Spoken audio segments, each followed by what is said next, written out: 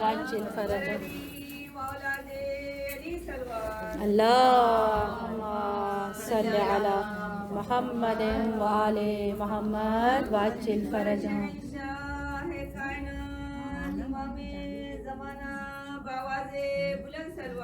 اللهم صل على محمد وآل محمد وعجل فرجهم سورہ مبارکۃ الفاتحہ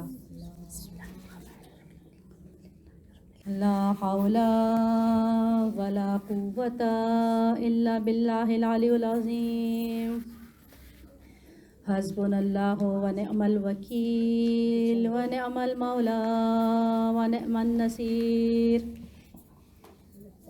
رب اشرح لي صدري ويسر لي أمري واحلل عقدة من لساني يفقه قولي أعوذ بالله من الشيطان اللعين الرجيم بسم الله الرحمن الرحيم الحمد لله رب العالمين هدانا لهذا صراط مستقيم الصلاة والسلام على أشرف الأنبياء والمرسلين رحمة للعالمين محبوب رب العالمين شفيع المذنبين المخاطب طه وياسين العبد المؤيد والرسول المسدد والمحمود الأحمد أبي القاسم محمد على محمد وعلى محمد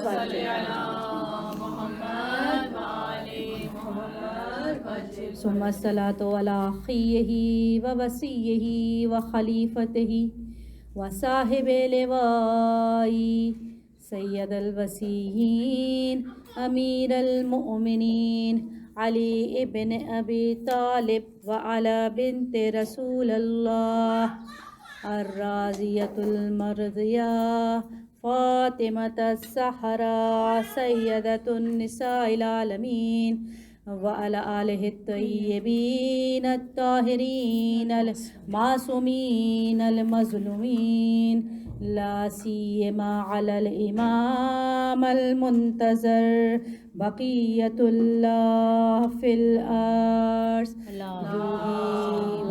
صلى على محمد وعلى محمد وعجل فرجهم روحي وأرواح العالمين لتراب مقدمه الفدا بسم الله الرحمن الرحيم اللهم كن لوليك حجة ابن الحسن صلواتك عليه وعلى آبائه في هذه الساعات وفي كل ساعة وليا وحافظا وقائدا وناصرا ودليلا وعينا حتى تسكنه أرزك طوعا وتمتعه فيها طويلا برحمتك يا أرحم الراحمين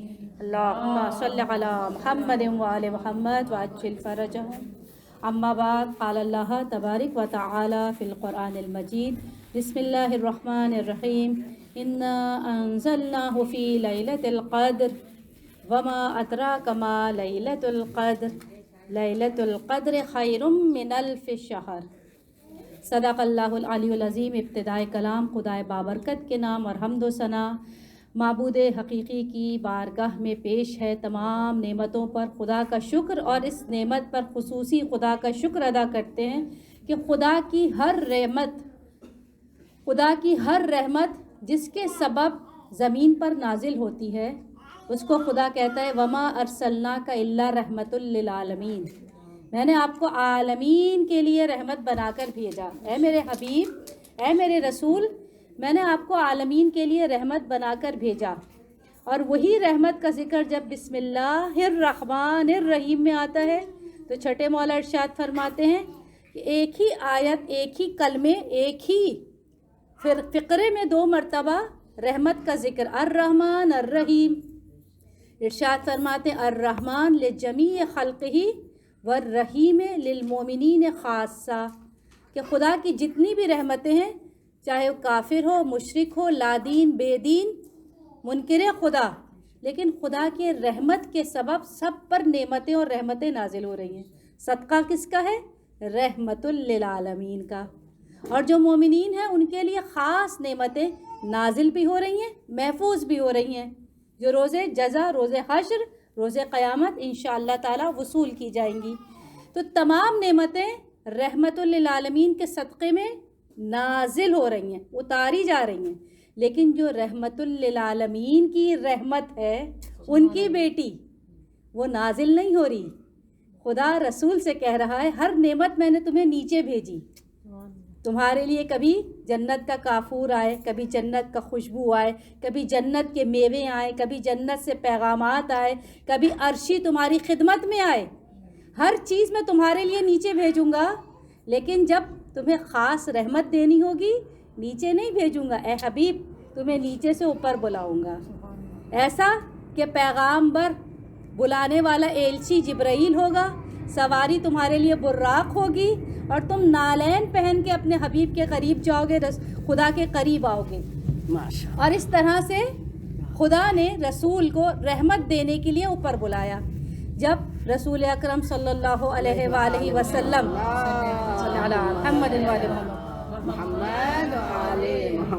معراج کا سفر طے کرتے کرتے جنت کی سیر پر پہنچے، جناب جبرائیل امین نے آپ کو جنت کے باغوں میں سے ایک باغ کے درخت کا میوہ پیش کیا. کہا جبرائیل یہ کون سا درخت ہے؟ کہ یہ درخت شجر طوبہ ہے. اور جب اس کے میوے کو پیش کیا اور میوے کو رسول اکرم نے کھولا، اس میں سے ایک نور نکلا جس سے جنت منور ہو گئی. کہا یا اے جبرائیل یہ میوہ کیسا، یہ نور کیسا؟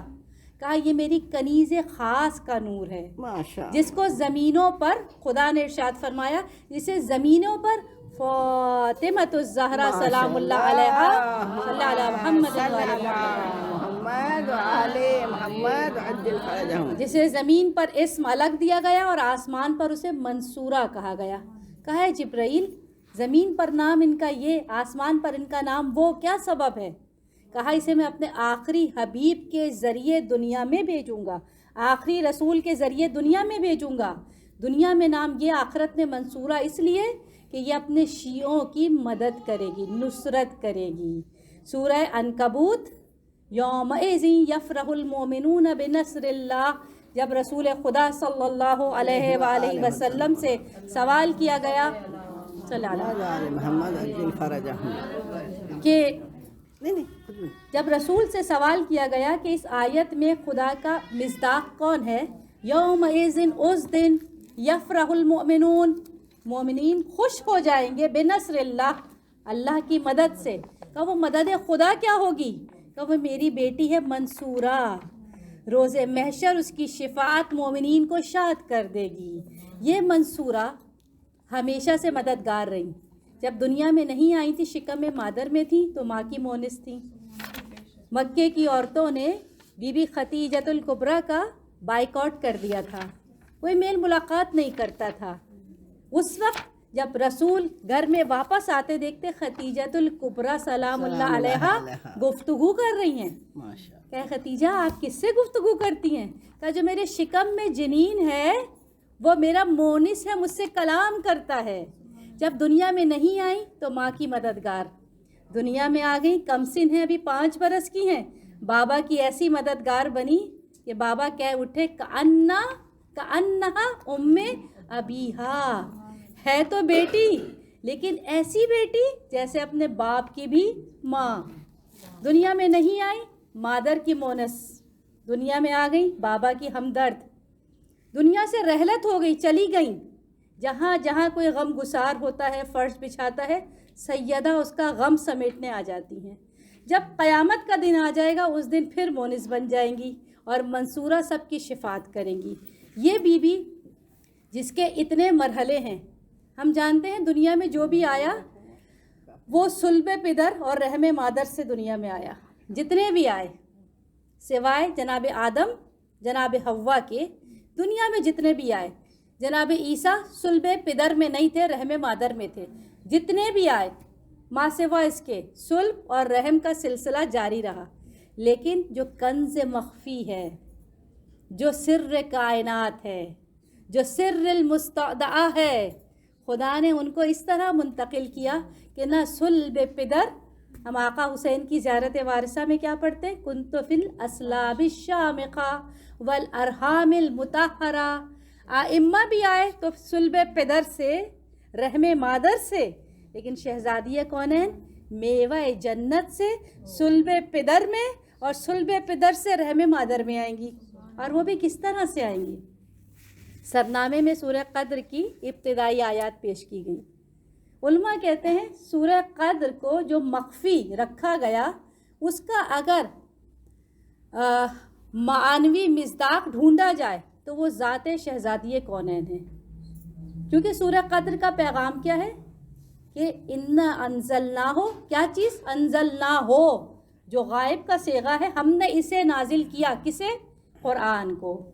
جس قرآن کو اس میں نازل کیا، یعنی جس شب قدر کی بات کی جا رہی ہے، شب قدر ہے ظرف زمان، بتایا نہیں کون سی ہے، ایک ظرف زمان ہے جس میں قرآن کو اتارا جا رہا ہے۔ انا انزلناہ، اس میں ہم نے اس کو اتارا، اس میں ہم نے اس کو اتارا۔ انا انزلناہ فی لیلۃ القدر، شب قدر میں ہم نے اس قرآن کو اتارا۔ تو جس قرآن کو شب قدر میں اتارا خدا بند عالم نے، اگر ظرف زمان تھا تو ظرف مکان بھی ہوگا، کسی زمانے میں اتارا نہیں معلوم، کس جگہ اتارا، کیا؟ خدا تو خود یہ کہہ رہا ہے کہ اگر ہم نے اسے پہاڑ پر نازل کیا ہوتا تو پہاڑ چورا چورا ہو جاتا۔